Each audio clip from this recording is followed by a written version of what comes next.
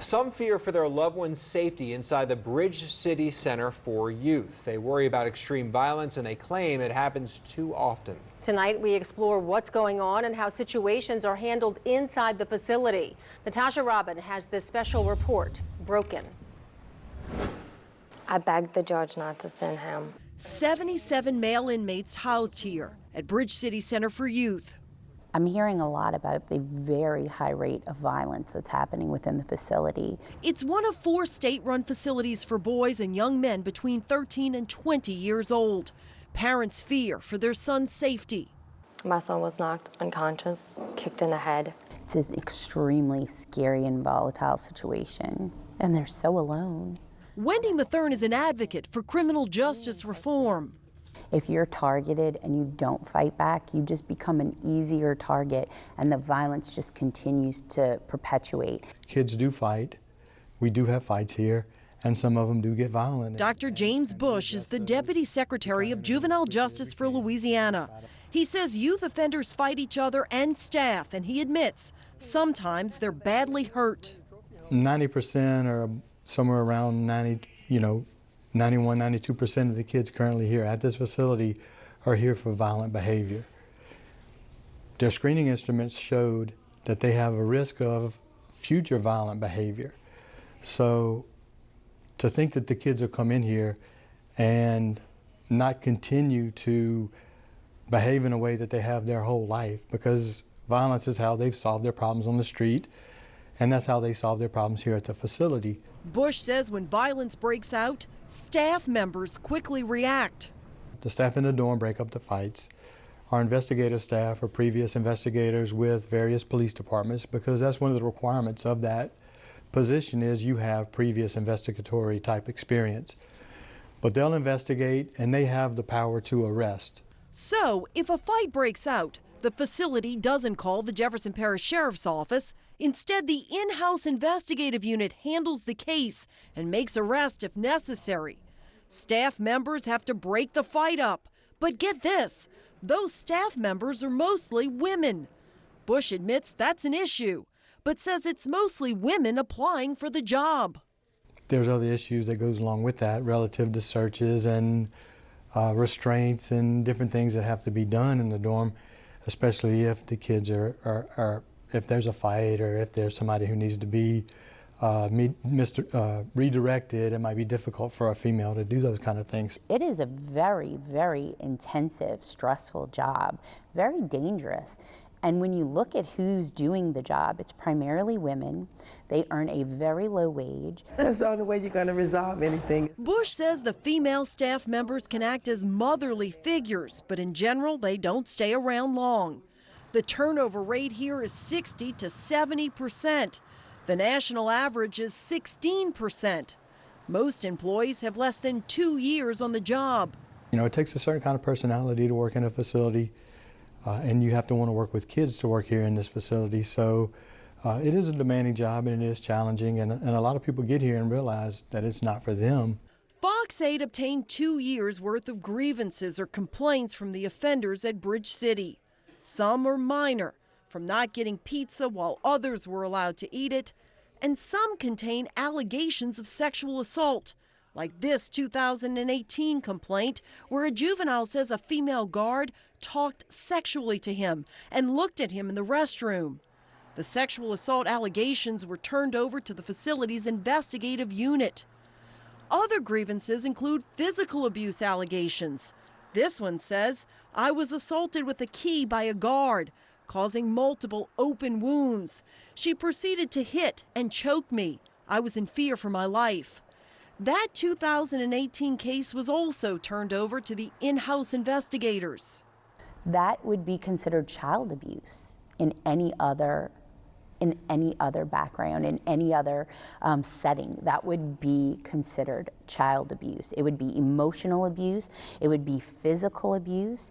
We do not know the outcome of any of the internal investigations. A lot of times they can talk to the kids, they can talk to the staff, and we can remedy the situation fairly quickly. When grievances don't rise to the level of an investigation, the facility has a grievance coordinator to handle complaints. They are going to be re-entering our communities and re-entering the neighborhoods they came from, re-entering our school system, our workforce. Are we really investing in that return? 70% of the kids that leave here don't come back into the system. And that's a big thing to say when you look at what type of kids that we get into our system. So if I was a parent, as I talk to parents, I too would be concerned about the safety of my child. Dr. Bush points out the investigative unit is housed at the Bridge City facility, but he says the unit only reports to his state office and does not report to the administrators at Bridge City. Natasha Robin, Fox 8, Local First. Isolation rooms are used at the Bridge City Center for Youth to de-escalate a juvenile's behavior. It is sometimes referred to as a tap-out room, but some believe the tactic is doing more harm than good. Natasha Robin has this special report. Inside the Bridge City Center for Youth, 77 male inmates stay in large dorms, where as many as 12 teens and young men sleep. But when behaviors escalate, inmates could end up here in isolation. It's called the Behavior Intervention Room. The Behavioral Intervention Room is meant for short term. The kid may be escalating in behaviors, and there's a bed in there and the door locks. The isolation rooms at Bridge City are used to de-escalate a juvenile's behavior. Most of the time the kid goes in, behaviors calm down, they go back into programming. If they're acting out and they're a violent threat towards others and you need to de-escalate, there are better ways to do that and better means of bringing specialists and therapists in to help do that. Criminal justice advocate Wendy Mathern believes a juvenile in isolation does more harm than good. Even if someone's sitting outside the door watching you through that little slit of a window, that's terrifying to me. And to think that these are children who are already in danger, already broken, already hurting, already destroyed, we're not doing them any good. It's a practice, though, that's used in other juvenile detention centers across the country. Dr. James Bush, the Deputy Secretary of the Office of Juvenile Justice, says national statistics show the behavior intervention rooms are used far less than in other facilities. And our numbers relative to the length of time kids stays in that type of environment is a whole lot less than what you would see in any other facility around the country, because this facility has worked hard to get that data and to get those numbers down. Fox 8 obtained the facility's behavior intervention room reports from all of 2019. It's not a cell or a prison cell. There's no bathroom in there. We don't want the kid to get comfortable and to be able to lay down and take a nap. But it's not meant to be anything over 1 hour. But it turns out Fox 8 uncovered the majority of the people locked in the isolation rooms last year were held there for more than an hour. That was the case in 50 of the 70 reports from 2019 we reviewed. Who decides when they go in there? Right now, we have dorm counselors, we have group leaders on each facility dorm, and they make that determination. So, and it's generally driven by the kids' behavior. We found some of the juveniles were sent to the room for fighting or assault. It's not anything that we like to do or want to do. And again, like I said, it's a last resort, and we try any other options we can other than doing that. So. Bush says his staff is trained to de-escalate situations and avoid the behavior intervention room, but sometimes it's impossible. In other cases, though, reports show youth running around campus were locked in the room. This report shows a young inmate spent more than 14 hours in isolation for it. You're locked in a room with a metal bed frame. There's nothing to do. I'd be interested to know, are they given reading material? Is there anything purposeful for them to do during that time other than just break down? Bush says the detained teens are allowed to come out of the room to shower or go to the restroom. Plus, he says staff brings them missed schoolwork. While some were locked in for hours, others days. In this report, a teen touched the gate by the rec field, climbed that gate, broke windows, and was non-compliant. He spent 5 days in the behavior intervention room. On those would have probably been approved by me on a case by case because, you know, something happened that we're having a little bit of time getting to the bottom of. Bush says in some cases an inmate is kept in the room during an ongoing investigation while they gather information and conduct interviews. This report shows a teen spent nearly 2 days inside the behavior intervention room for an overnight investigative purpose. There's a number of reasons for that, but it's all driven by safety of that kid or safety for the staff. Safety, though, isn't always the reason. We found a young inmate who spent 5 days in the room because the infirmary was full. But when you're looking at hour upon hour, day upon day of a young mind locked in a concrete room, it is inhumane. Bush says while the room is used to de-escalate behaviors, it doesn't solve the overlying problem of what's going on in the first place. Because when you get into the community, when the kids go back into the community, it may not be an option to remove yourself from a situation. You're going to have to deal with those types of issues. Just to put it in perspective, this is about the size of the behavior intervention room. It's roughly the size of a parking space. We also want to point out that if a juvenile is placed inside of the room for medical reasons, we're told the door isn't locked. Natasha Robin, Fox 8, Local First. Some believe changes are needed in the state's juvenile justice system to protect the staff and youth inmates. Tonight, we talked to an employee who works inside the Bridge City Center for Youth. Natasha Robin has this special report. It is, in so many words, it's jail, for juveniles. In an exclusive interview, a Bridge City Center for Youth employee details what goes on inside the facility. This job is not for everybody. And it's sad that only females apply, but the key is being security-minded. The majority of the staff who guard the 77 youth inmates are women. A lot of, women apply for the job.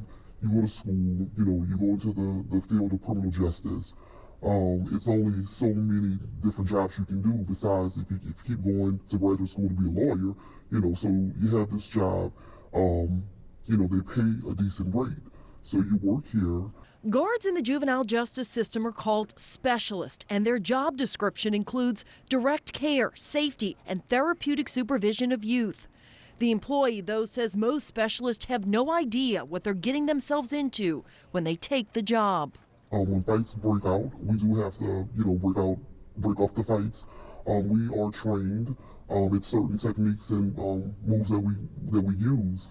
But if you have, youth that's 200 pounds, 150 pounds, and you have a female that's 140 pounds, that can, be tough. Fights, the employee says, don't happen every day, but when they break out, it can be wild. We do a lot of redirected, but the level of kids that we have, they have no regards to authority. They don't respect authority. So redirecting these youth, it's a joke to them. It's a complete joke.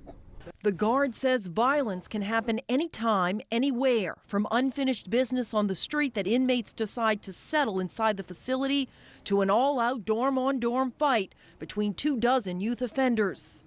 So you have a fight over here, fight over there.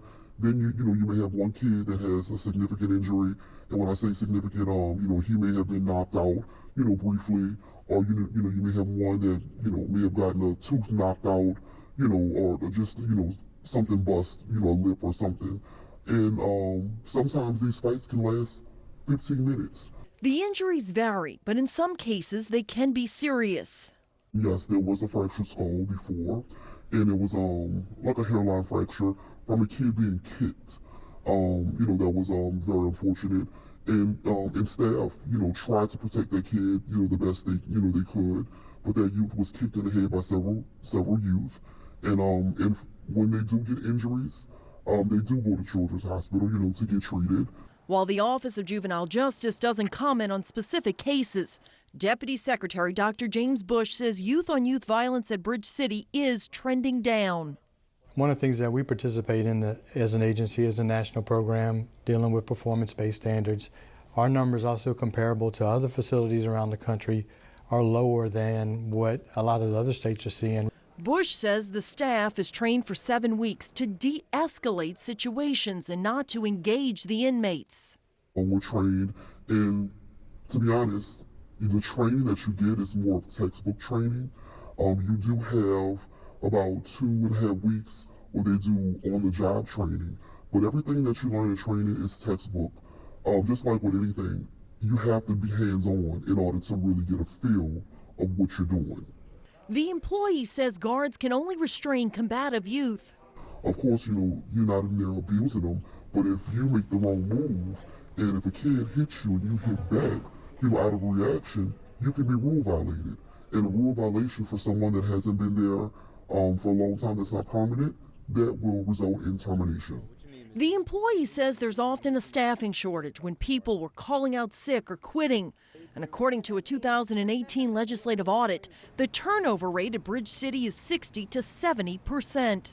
It is a demanding job and it is challenging, and a lot of people get here and realize that it's not for them. Of course, the females last longer than the males because it's a battle of testosterone. When the males get in there, the youth challenge the men because they feel like they're men themselves, so they challenge the men. When staff members call in sick, the specialist says you have to be prepared to work long hours, which can be extremely taxing. We're scheduled for 12-hour shifts. Your shifts can turn into 16 plus hours. Sometimes we have call-ins, people get sick, but we try to maintain that 2 to 12 or 1 to 6 ratio at all times because we don't want to have an incident happen and so staff's in there by themselves with the kids. The employee says when your 12-hour shift is over and there's no one to take your place, you must stay at the post because leaving juvenile inmates alone would be against policy. Plus, it can become a safety issue. The fear that I have on the job is being in a unit. I'm calling for assistance because I'm assaulted and no one is there to come and help me immediately. The employee wanted to come forward to send a message about the state juvenile justice system. Some laws need to be revamped and changed that's going to better protect staff as well as the youth. The worker believes not enough of the young inmates are being reached. In my opinion, some of these kids are not being rehabilitated. Some of these kids are being taught to be better criminals. Natasha Robin, Fox 8, Local First. Parents of inmates at the Bridge City Center for Youth speak out about what's been called a riot inside the facility. As Natasha Robin reports, it went on for hours and order wasn't restored until the Jefferson Parish SWAT team arrived. Monday night, the Jefferson Parish SWAT team showed up at the Bridge City Center for Youth to bring order inside the facility. He said that there had been a huge riot at the facility, that there were plenty of police officers and SWAT team there. Parents of inmates started getting calls from their children. He gave me a call and he said, well, they pepper sprayed me, and he was really upset. And I said, well, what did you do? What happened? Fox 8 obtained the Jefferson Parish Sheriff's Office police report from the Monday night incident. According to the report, a 911 call came from inside the Bridge City facility stating a guard was injured. EMS and sheriff deputy units were dispatched around 8:30 p.m. Nicole Hingle's son, Jace Hingle, told his mom it was chaos inside. He does not know why exactly it started. He said that this has been kind of ongoing. I do know that the youth are very stressed. The caseworkers are not there like normal. They are not receiving their phone calls, their weekly phone calls like normal. Hingle says her son told her there's been frustration brewing since the COVID-19 crisis began. He just said that the living conditions are just very, very stressful. Everybody seems to be very stressed out. And in my son's case, I feel 100% sure that's what's happening to him. He's giving up hope, and he's just like, we're animals because that's how they treat us. I mean, he says that all the time. They treat us like animals, and that's how we sometimes have to act. So LaToya Porter says her son, 19-year-old Trayshawn Simmons, was doing great. He received his GED and was taking college courses at Bridge City, but she says his rehabilitation seemed to stop. And with 2 more years left to serve his juvenile life sentence, she says he's given up. These kids are impressionable, they're vulnerable, they're in situations that oftentimes leave them very hopeless. The police report states around 6 p.m. Monday, several inmates feuding with other inmates in different dorms began kicking the dormitory doors open. Sheriff deputies say the inmates began fistfighting. According to the report, when a staff member tried to intervene, someone struck her in the back and chest. EMS transported her to the hospital where she was treated and released. Inside the facility, the sheriff deputies that initially arrived said the fighting continued and the inmates destroyed property and refused to obey commands. He just said, "Did they show the inside of the facility?" And I said, "No." He said, "Well, it's pretty bad. It's pretty destroyed." The responding deputies then requested the SWAT team. He did say that the SWAT came in with shields and guns, and he said that, that they separated them and got everything under control, but the facility, from what I understand, is completely destroyed. At some point, Porter says someone pepper sprayed her son. His skin was still burning. They're not supposed to be allowed to pepper spray us. A source from the youth center tells Fox 8 state juvenile parole and probation officers are right now working at the facility because of a staffing shortage. Porter doesn't know for sure, but believes a juvenile probation and parole officer pepper sprayed her son before the sheriff deputies arrived. The Office of Juvenile Justice told Fox 8, during the COVID-19 pandemic, community-based staff are being utilized at Bridge City, and that includes parole and probation officers. And then I got a phone call the next day that because he actually had a hearing on the 21st about possibly being able to get out.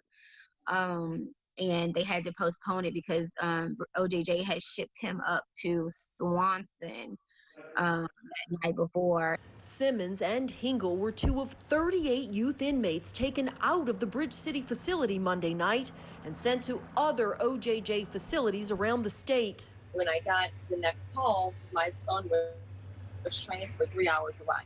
Both mothers tell Fox 8 while their sons are in OJJ facilities further away from home, they're satisfied with that. I seem to be a little more pleased with this center than I am with Bridge City.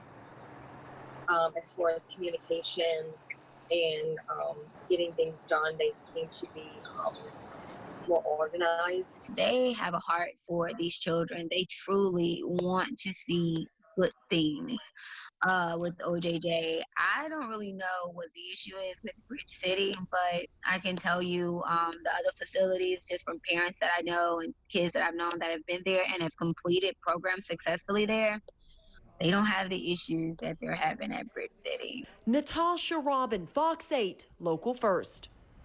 The Office of Juvenile Justice says repairs began immediately at the Bridge City facility. The incident right now is under investigation, but so far, none of the youth inmates have been charged. In the midst of the COVID-19 pandemic, parents and child advocates are making a plea to state leaders. They want nonviolent and medically fragile youth inmates released. Natasha Robin has that story new at 10. Today we will hear from our parents, advocates, and youth. Gina Womack, the executive director of Family and Friends of Louisiana Incarcerated Children, held an emergency virtual town hall meeting. Our mission is to protect all of the young people who are at risk of or actually in the juvenile justice system. Parents and child advocates came together this week to make a plea to the governor and the Office of Juvenile Justice, or OJJ, to release nonviolent and medically fragile youth inmates. It's a plea Womack says they've made now for more than a month, but their requests have gone unanswered. The families were really concerned, young people were concerned, so we quickly put together an emergency town hall. Womack says safety concerns for the youth inmates are top priority. And amid the COVID-19 pandemic, parents worry about their children's health. Life has been very stressful for me, so I can only imagine what it is for the youth who are not receiving their normal routines on school, counselors, weekly phone calls. I mean, no matter where you look, they're saying how that the virus is more prone to environments where people are housed together. So far, 28 inmates in 4 different Louisiana OJJ facilities tested positive for COVID-19. 27 of them are considered recovered. The numbers are higher among OJJ employees. So far, 35 staff members tested positive and 9 are considered recovered. Their children are sitting in a place that puts them at a high risk. The Office of Juvenile Justice tells Fox 8 it's following CDC guidelines, limiting the number of visitors, contractors, and deliveries to its secure care facilities, and working closely with medical providers. Parents and advocates are also concerned about violence inside the OJJ facilities. The Jefferson Parish SWAT team showed up at the Bridge City Center for Youth last week to bring order inside the facility.